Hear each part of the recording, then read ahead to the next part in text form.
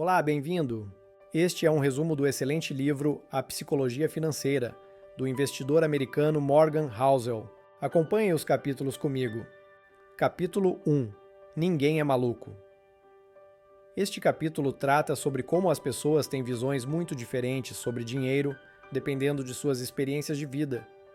A lição é que devemos ter empatia e não julgar as decisões financeiras dos outros, pois elas são baseadas em suas próprias histórias de vida, que podem ser muito diferentes das nossas. Capítulo 2. Sorte em risco. O autor explica que muitas vezes atribuímos o sucesso dos outros apenas ao seu esforço e mérito, mas a sorte também desempenha um papel crucial. Devemos reconhecer que tanto a sorte quanto o risco são fatores reais e significativos e que devemos ter humildade ao avaliar os resultados financeiros, tanto os nossos quanto os dos outros. Capítulo 3. Nada é o suficiente.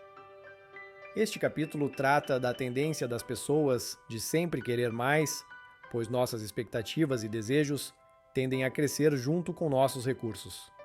A lição é criar um senso de suficiência, reconhecendo que a felicidade não está necessariamente atrelada a ter cada vez mais dinheiro. Capítulo 4. Compostos e confusos. O autor explica que pequenas diferenças nos ganhos anuais podem levar a resultados enormemente diferentes ao longo do tempo, mas essa noção não é intuitiva para a maioria das pessoas.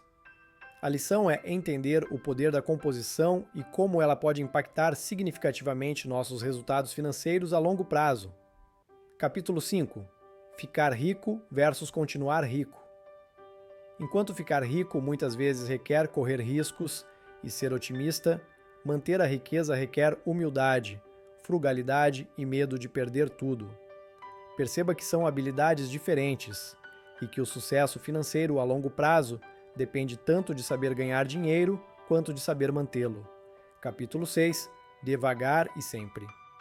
Muitas pessoas bem-sucedidas financeiramente são aquelas que simplesmente continuaram fazendo a mesma coisa por décadas, deixando a composição financeira fazer seu trabalho.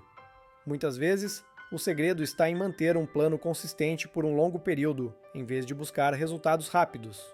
Capítulo 7. Liberdade. O maior dividendo que o dinheiro pode pagar é a liberdade de controlar o próprio tempo.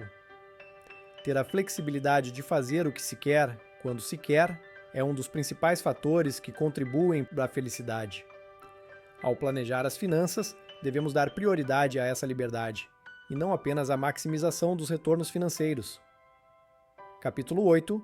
O paradoxo do dono do carro. O uso do dinheiro para impressionar os outros nem sempre traz o respeito e a admiração que esperamos. Muitas vezes, a humildade e a gentileza são mais valorizadas do que a ostentação de bens materiais. Devemos estar atentos aos verdadeiros motivos por trás de nossas decisões financeiras e não nos deixar levar pelo ego.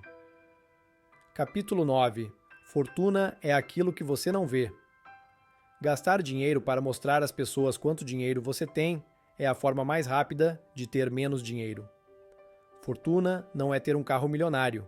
Fortuna são os ativos financeiros ainda não convertidos em coisas que podem ser vistas. É algo escondido. É receita não gasta. Capítulo 10. Guarde dinheiro. Aqui, o autor enfatiza a importância de simplesmente guardar dinheiro sem necessariamente ter um objetivo específico. Muitas pessoas acham que só devem economizar para comprar algo específico, mas a lição é que é igualmente importante ter uma reserva financeira para lidar com imprevistos e manter a flexibilidade. Capítulo 11. Razoável, maior que racional. O que é racionalmente a melhor decisão nem sempre é a melhor na prática, pois as emoções e o contexto pessoal desempenham um papel crucial. Busque soluções financeiras que sejam razoáveis para a nossa situação específica, em vez de nos atermos apenas à lógica. Capítulo 12. Surpresa. O livro fala que, mesmo com todo o planejamento, sempre haverá eventos inesperados que podem afetar nossas finanças. Devemos estar preparados para lidar com essas surpresas, mantendo uma margem de segurança financeira e sendo flexíveis em nossos planos. Capítulo 13. Margem para imprevistos. Ter uma margem para imprevistos em nosso planejamento financeiro nos permite resistir a eventuais crises e manter nossos planos no longo prazo.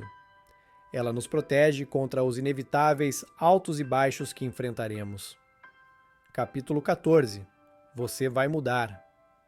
Fazer planejamentos de longo prazo é mais difícil do que parece, porque os objetivos e os desejos das pessoas mudam com o tempo.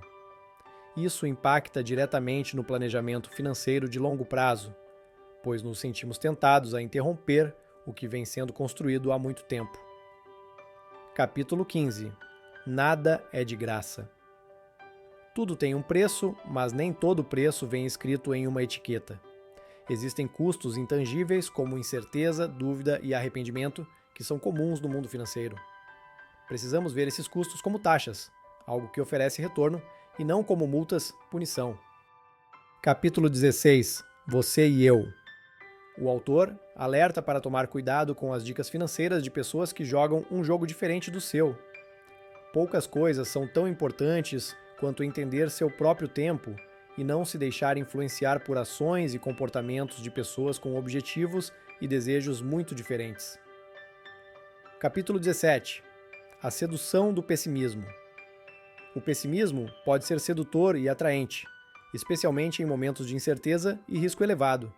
A possibilidade de recompensas extraordinárias leva as pessoas a acreditarem em previsões e estratégias com baixa probabilidade de sucesso. Capítulo 18. Quando você acaba acreditando em qualquer coisa. O autor continua explorando o tema da crença em histórias sedutoras, mesmo quando elas não têm uma base em fatos. Ele usa o exemplo do esquema Ponzi de Bernie Madoff para ilustrar como as pessoas querem acreditar em narrativas encantadoras, mesmo quando os sinais de alerta estão presentes. Capítulo 19. Recapitulando. Neste capítulo, o autor resume as principais lições aprendidas ao longo do livro, entre elas, ser humilde diante do sucesso e do fracasso, a importância de guardar dinheiro, independentemente de objetivos específicos, a necessidade de definir o preço do sucesso e estar disposto a pagá-lo, a importância da margem para imprevistos, evitar os extremos nas decisões financeiras, respeitar o caos e a incerteza inerentes ao campo das finanças. Capítulo 20. Confissões. No último capítulo, o autor revela que, independentemente das estratégias de investimento, sua prioridade sempre será manter a independência financeira e tomar decisões que lhe permitam dormir em paz à noite. Essa abordagem proporcionou para ele e sua família a flexibilidade e a liberdade que buscavam. Espero que tenha gostado. Este livro é muito interessante e recomendo a leitura. Mais informações na descrição do vídeo. Obrigado e até logo!